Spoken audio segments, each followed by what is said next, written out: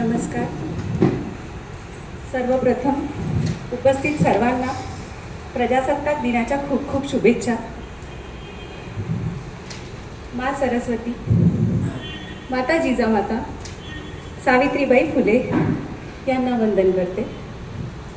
उपस्थित अतिथी, उपस्थित प्रेक्षक आणि सृजनमधील सर्व कार्यरतांना माझा खूप खूप नमस्कार.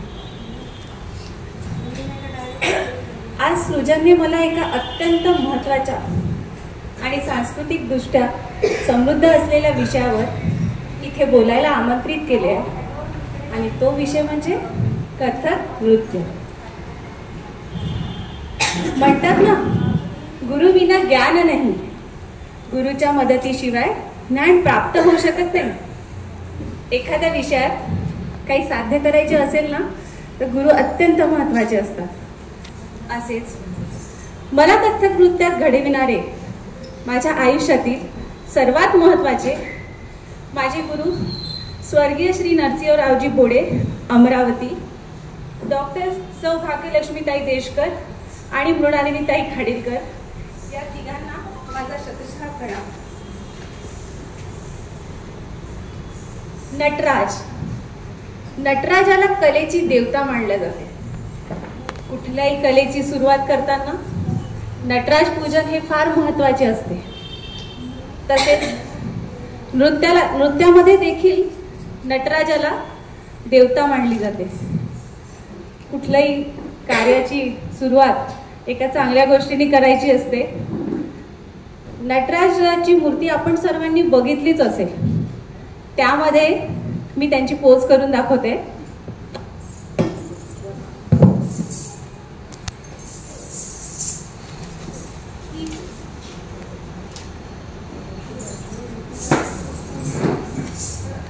या पोजमध्ये नटराजांचा डावा पाय वर उठलेला आहे आणि उजवा पाय खाली. त्या उजव्या पायाखाली त्या मूर्तीमध्ये एक राक्षस आहे. त्या राक्षसाचं नाव आहे अपस्मार. त्या राक्षसाला रोगाचं प्रतीक मानलं जायचं, विसरण्याचा जनक म्हटलं जायचं. तो आपल्या शक्तीचा गैरवापर करत असल्यामुळे नटराजांनी त्याला आपल्या उजव्या पायाखाली घेतलं होतं.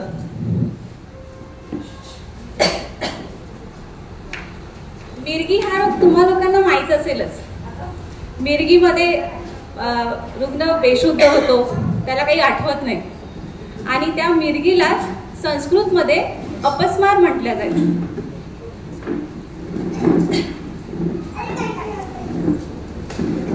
आणि योगामध्ये आपण नटराजासन आहे, ते नटराजासन मिरगी या रोगासाठी फार फायद्याचं आहे. कथक, आज सृजनने मला कथक या विषयावर बोलायला इथे आमंत्रित केलं आहे. कथक, कथक किती छोटासा शब्द आहे ना, पण समुद्रासारखा अथांग आहे, अफाट आहे. शिकाल तेवढं कमीच.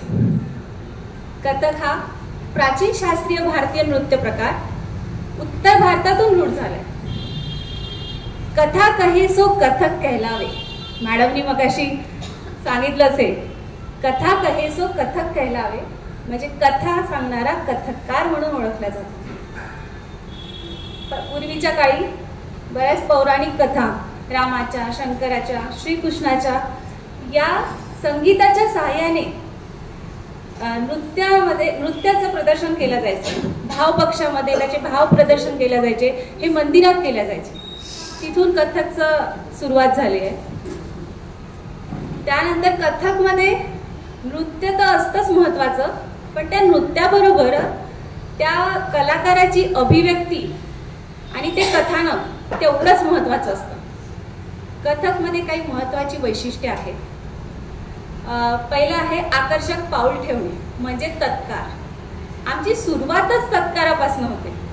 जेव्हा आम्ही क्लास लावतो तर पहिल्यांदा हातामध्ये ते बोल आणि मग पायामध्ये काढणं. तर सुरुवात आमची तत्कारापासून होते. त्यामध्ये आम्ही वेगवेगळ्या तालांमध्ये वेगवेगळ्या तऱ्हेने पाऊल ठेवून एक आकर्षकरित्या प्रेझेंटेशन करतो. तत्कार. त्यानंतर गती. गती म्हणजे अगदी कमी गती म्हणजे विलंबित, मीडियम म्हणजे मध्य आणि द्रुत म्हणजे अगदी वरची गती. ते तत्कार आम्ही तिन्ही गतीमध्ये करतो, विलंबित, मध्य आणि द्रुत. त्यानंतर नृत्य संरचना, नृत्याची बांधणी कशी केली आहे ते, आणि शेवटी एक आहे की अगदी सूक्ष्मतेने ज्या काही भावना आहेत त्यांचा अभिनय करणं. ही सगळी कथ्थकमधील महत्त्वाची वैशिष्ट्ये आहेत.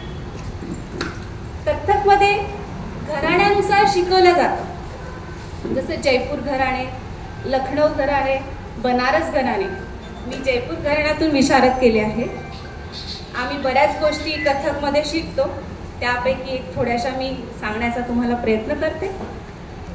पहिलं आहे थाट. जसं की थाट आपण म्हणतो ना, थाटात चाललाय, ऐटीत चालला आहे, त्याचप्रमाणे थाट हा असतो, हा अगदी विलंबित लयीमध्ये केला जातो, म्हणजे अगदी कमी लयीमध्ये. आणि त्यामध्ये जो कलाकार थाट प्रस्तुत करतो तेव्हा त्याचे चेहऱ्याचे जे एक्सप्रेशन असतात अगदी सौम्य हावभाव असतात. अगदी कमी लय घेऊन सौम्य हावभावाने तो आपल्या अंगवळणीला दर्शवितो.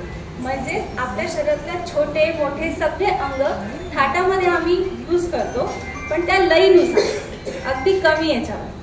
म्हणजे मला असं वाटते याच्यात आपल्याला कंट्रोलिंग पॉवर जास्त येतो आपल्यावर. पेशन्स, जो आजच्या पिढीला खूप गरजेचं आहे, पेशन्स असणं. एक थाट मी तुम्हाला प्रेझेंट करून दाखवते. अगदी आम्ही ताल त्रिताल शिकतो, 16 मात्रांचा. त्यामध्ये एक छोटासा थाट मी तुम्हाला प्रस्तुत करते.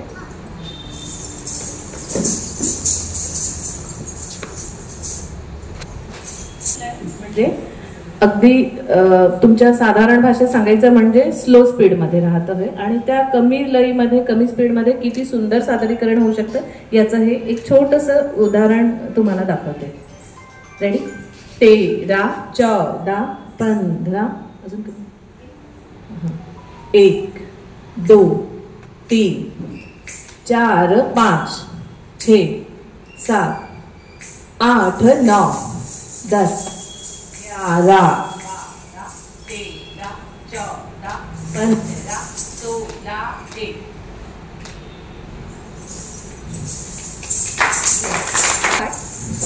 यानंतर आपण मगाशी बघितलंच की भावनांचा अगदी सूक्ष्मतेने अभिनय करणं हे देखील एक कथ्थकचं महत्त्वाचं वैशिष्ट्य आहे. ज्यासाठी नवरस ही एक संकल्पना वापरली जाते, जी भारतीय कला क्षेत्रात वेगवेगळ्या भावनांना एक्सप्रेस करण्यासाठी वापरली जाते. नवरस हे 9 प्रकारचे आहे. प्रत्येक रस एक वेगळी भावना व्यक्त करतो. 9 प्रकारचे रस म्हणजे शृंगार रस, करुण, हास्य, रौद्र, वीर, भयानक, विभत्स, अद्भुत आणि शांत. शृंगार रस हा एक शृंगारिक भाव एक्सप्रेस करतो. आकर्षण, प्रेमाचं आकर्षण. जसं की एक नवीन वयातली जी मुलगी असते तिला एक प्रेमाचं आकर्षण असते, एक लाजणं, सवरणं, हे शृंगार रसामध्ये दाखवतो. मी तुम्हाला एक एक रस सांगून थोडेसे डिमॉन्स्ट्रेट करून दाखवण्याचा प्रयत्न करते. शृंगार रस.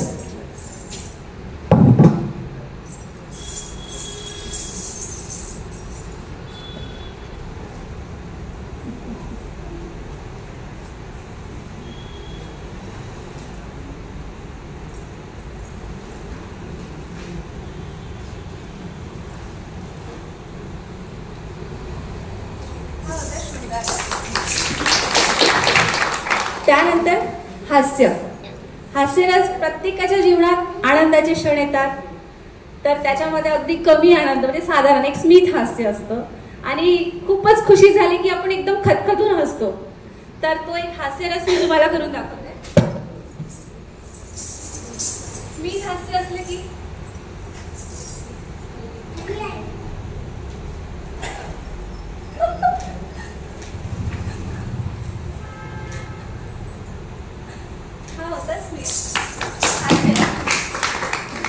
त्यानंतर करुण.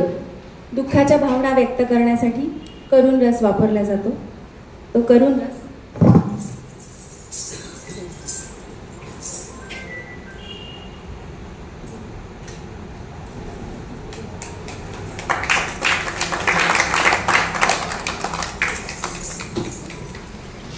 नंतर रौद्र. राग आला की आपण कसं रौद्र रूप धारण करतो ना, राग तर सगळ्यांनाच येतो.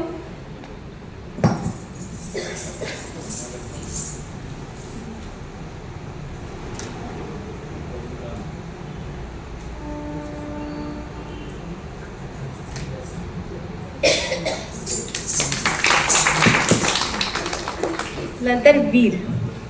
आपण राम श्रीकृष्णाच्या कथा ऐकतोच, त्यांनी किती वीरतेने आपले कार्य केलेले आहे.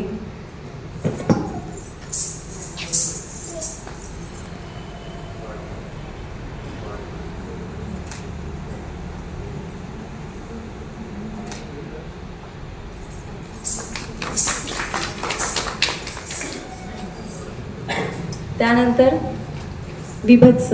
एखादं काही किळसवाणं दिसलं की आपण जे एक्सप्रेशन करतो ना, ते विभत्स रसामध्ये दाखवल्या जातात. एखादी घाण दिसली की जे एक्सप्रेशन असतात आपले,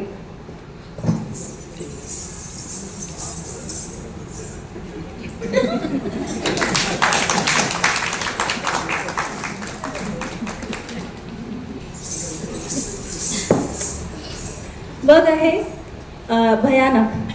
एखादा आपण चाललोय, अचानक साप दिसला, अचानक वाघच आला समोर की आपण कसं घाबरतो ना, ते भयानक असतं.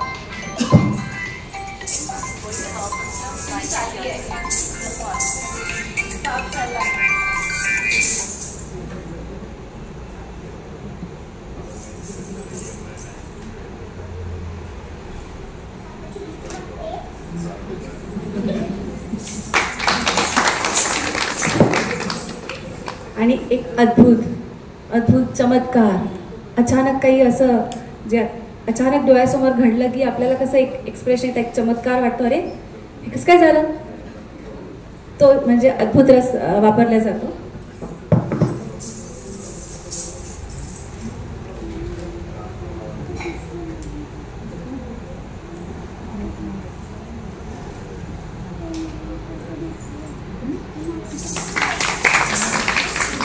आणि शेवटचा म्हणजे शांतरस, जो मेडिटेशन ध्यान साधना करताना आपण शांतरसाचा वापर करतो.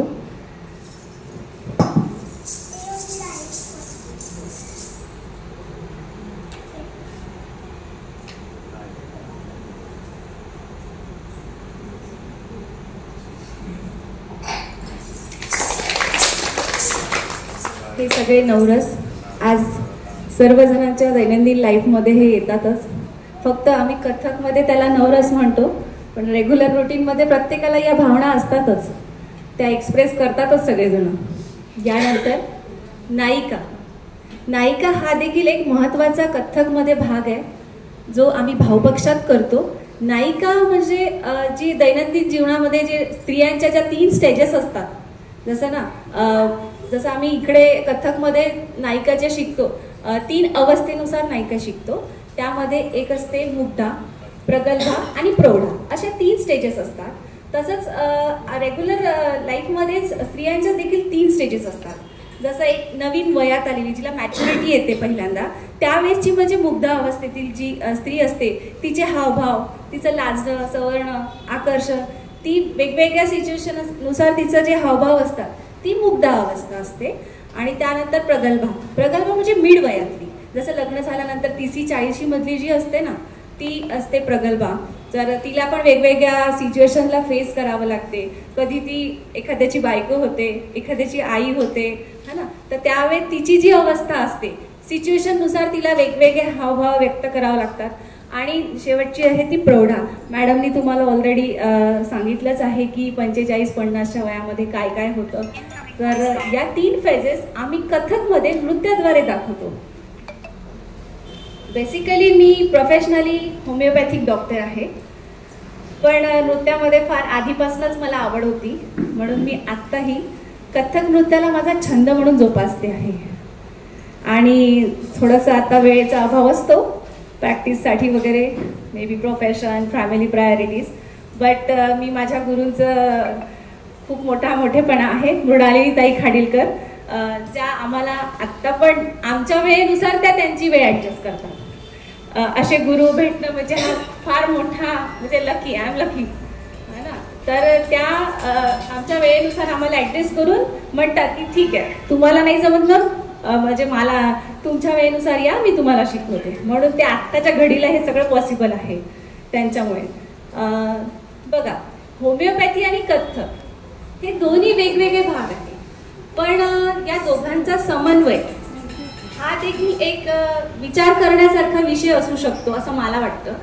कारण कथ्थक आणि होमिओपॅथी हे दोन्ही पण भारतीय संस्कृतीचा एक अनमोल ठेवा आहे. या दोन्ही क्षेत्रांचा शारीरिक, मानसिक आणि भावनिक या तिन्ही याच्यावर खोलवर प्रभाव आहे.